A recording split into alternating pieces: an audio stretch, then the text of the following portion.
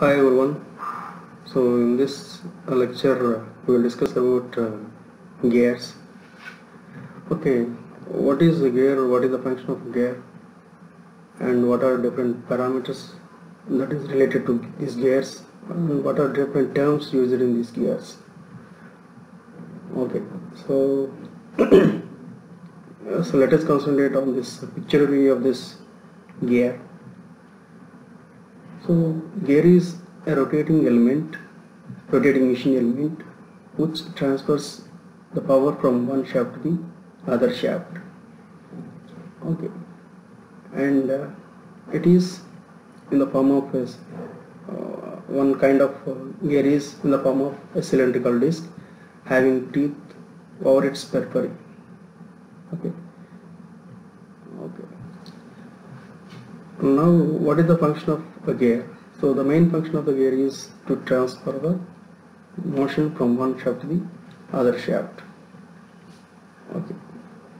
Let me show you a particular transformation of power from one shaft to the other shaft through a particular video.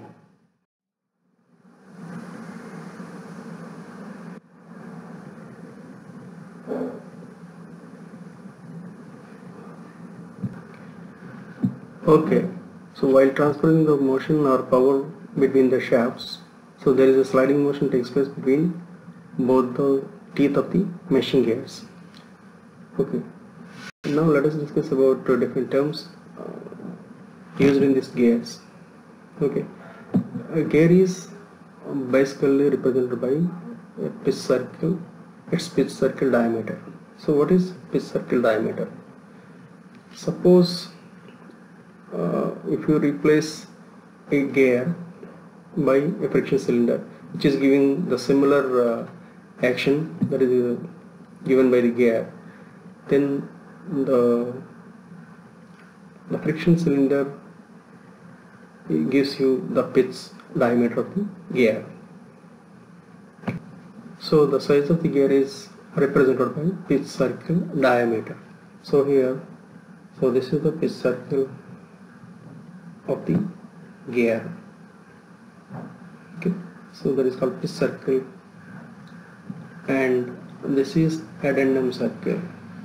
So the circle drawn through the top of the tooth is addendum circle, and the circle drawn through the bottom of the tooth is called dedendum circle or root circle.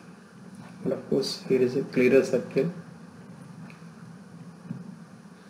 and so this is the width of the tooth, that is nothing but it is the width of the disc if it is a disc gear, and this is the total depth of the tooth, the particular tooth, and the radial distance from pitch circle to the addendum circle is addendum, and the radial distance from pitch circle to the root circle is dedendum. And of course the radial distance between addendum circle and dedendum circle is the total depth, and here is a clearance circle, so that is the circle drawn at the addendum of its matting gear. So there is a clearance between addendum of its matting gear and the root of this particular gear. So difference between these two is the clearance. So circle drawn through this clearance is the clearance circle. Okay, and this tooth of a particular gear having certain profile, and it consists of face and flank. So this is the face of the tooth, and this is the flank of the tooth. The surface of the tooth above the pitch circle or pitch cylinder is face, and the surface of the tooth below the pitch circle or pitch cylinder is the flank. And this is the top land, that is the top of the tooth is the top land, and so tooth thickness, so that is the distance between the corresponding points on either side of the particular tooth that is measured along the pitch circle is tooth thickness and tooth space. So this is the tooth space, distance between the particular point on one tooth and another point on adjacent tooth. So that is measured along pitch circle is tooth space. So this is the space between the tooth. So tooth thickness and tooth space gives you the circular pitch. The circular pitch is the distance measured along the pitch circle from one point on one tooth and the corresponding point on its adjacent tooth. So that is circular pitch. Okay, so these are the different terms used in these gears. And the working depth, it is the radial distance from top addendum circle to the clearance circle, that gives you the working depth. And of course working depth is less than total depth of the tube. Okay. Now what are different types of gears? So basically the gears are classified based on position of their axis. So the axis may be a parallel, intersecting, or neither parallel nor intersecting. So here these are different types of gears. So the type of gears when the axes are parallel, while transferring the motion if the axes are parallel. So these are different types of gears. So here this is spur gear. So here okay, so here if you consider this diagram, so this is the axis of one gear and this is the axis of another gear. So these two are parallel.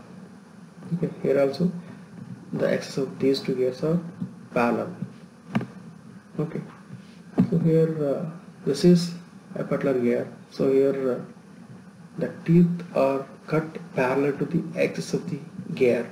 So that is called spur gear. And here the teeth are cut parallel to the inclined to the gear axis. So this is called helical gear. So this is spur gear and this is helical gear. And here this is double helical gear. This is double helical gear. So in case of helical gear, there is a chance of side thrust while transferring the power.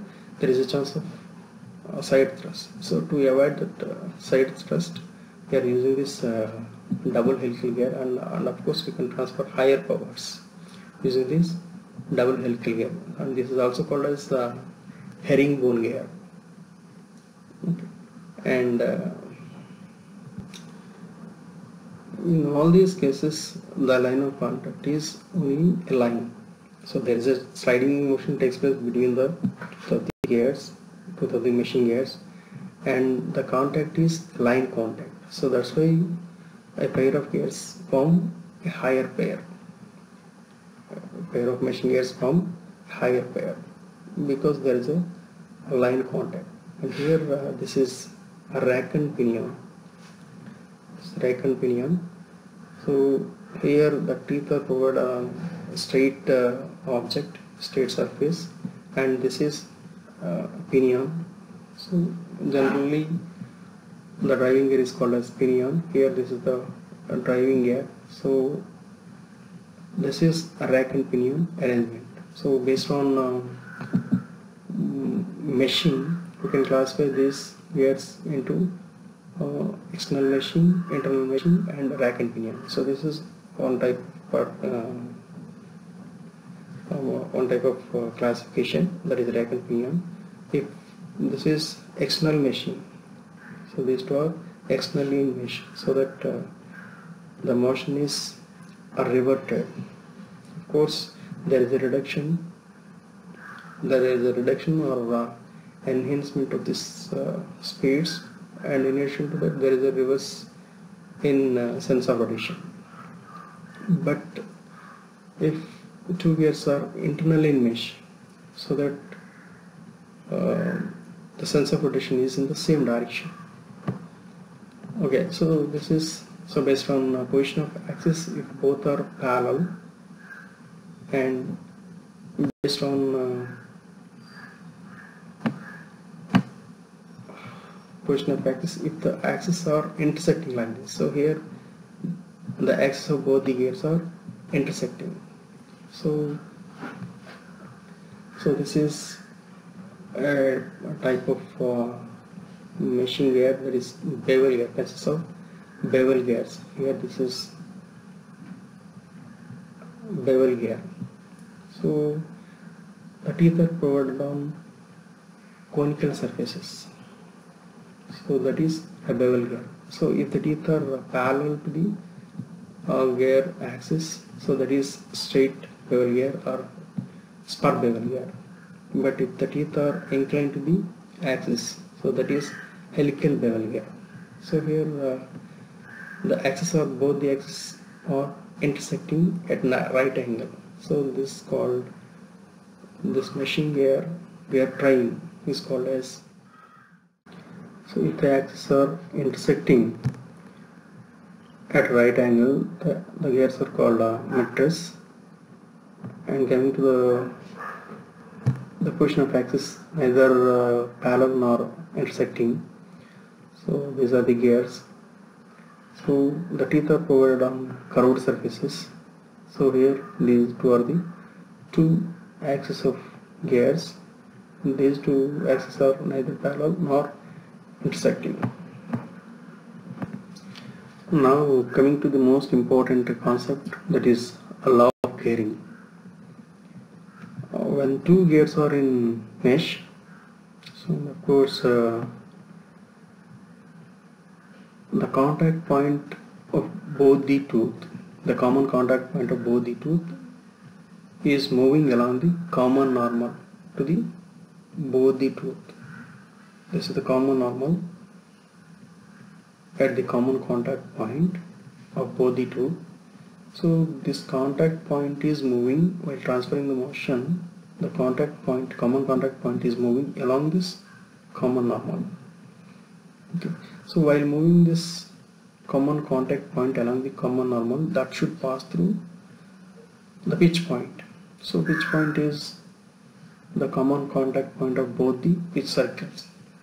Okay. So here this is the pitch circle of this particular gear, and this is the pitch circle of the other gear, its matting gear. So this is the common contact point of both the pitch circles. Okay, so this common normal should pass through the pitch point. So that gives you the constant velocity ratio between both the gears. So that is called a law of gearing. So while transferring the power, the common contact point of both the tooth should pass through the pitch point that is moving along the common normal. So that is called condition for constant velocity ratio, and also called as law of gearing. So based on that concept, we can derive the ratio of velocities. The ratio of velocities we have omega 1 by omega 2. So ultimately that is equals to d2 by d1.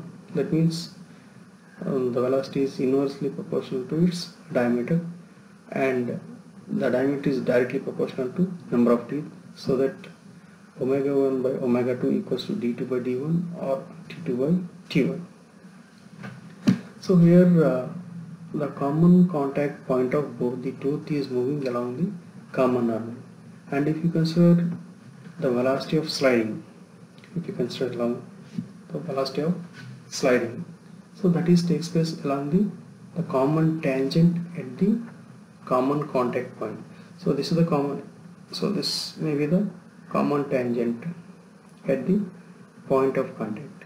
So there is a sliding takes place along the common tangent at the common contact point. Okay. So the velocity of sliding is depends on the distance of this common contact point from the pitch point. Okay. So when two gears are meshed, so the contact starts at engagement and ends at disengagement. Okay. So at the engagement, the velocity of sliding is more, and at the disengagement, the velocity of sliding is more, and at the pitch point, the velocity of sliding is 0. That means as the common contact point is moving along the common normal, okay, then the velocity of sliding is depends on the distance of this common contact point from the pitch point. So the velocity of sliding at the engagement is omega 1 plus omega 2 into kp. So kp is the length of path of approach, and velocity of sliding during disengagement is omega 1 plus omega 2 multiplied by PL, where PL is length of path of resist. So kp plus PL is the length of path of contact. So length of path of contact is another important parameter in these gears. So how to find out this length of path of contact? It is the sum of a length of path of approach and length of path of resist. So here, so to discuss this, once again let us go through the animation of this pair of meshing gears.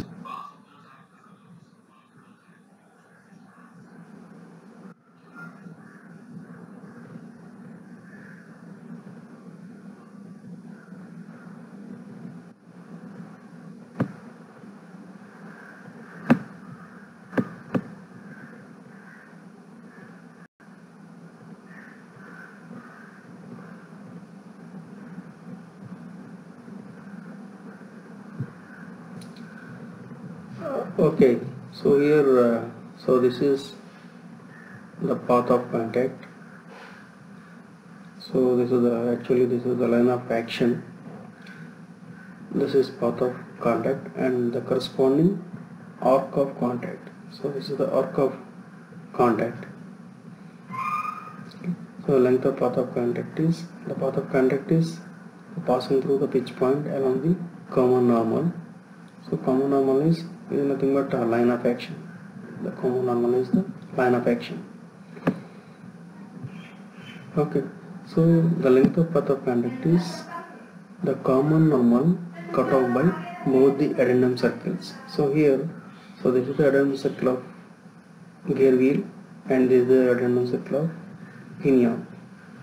So K is the point of intersection of addendum circle of wheel on the common contact, common normal, and L is the contact point, intersection point of this addendum circle on the common normal. So KL is the length of path of contact. Okay. So KL is KP plus PL. So to find out this length of path of contact, we have to consider this geometry and the corresponding similar triangles. So by considering this geometry and similar triangles, you can find out this KP and PL. So KP is the common contact point